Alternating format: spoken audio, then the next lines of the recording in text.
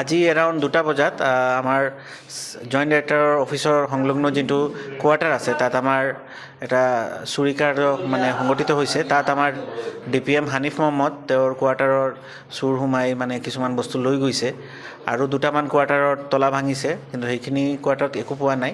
আমাৰ DPM হানিফ মহম্মদ তেওঁ সেইটো টাইমত অফিচত আছিলে, সেইটো টাইমত সোমাই তেওঁৰ কেইটামান লেপটপ মোবাইল চুৰ কৰি লৈ গৈছে। চুৰি কাৰ্যটো এৰাউণ্ড 2টা বজাত আমি যিটো CCTV ফুটেজত দেখিছোঁ প্ৰায় 15 মিনিট 20 মিনিটমান চুৰ ভিতৰত আছিলে।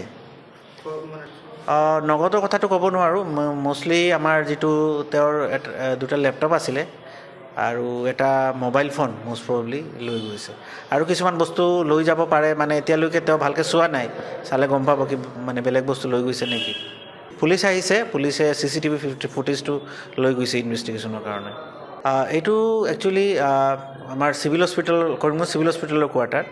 তাতে ফাৰ্ষ্ট ফ্ল'ৰত আমাৰ DPM হানিফ মহম্মদ থাকে, ওচৰত আমাৰ জইণ্ট ডাইৰেক্টৰৰ কোৱাৰ্টাৰটো আছে।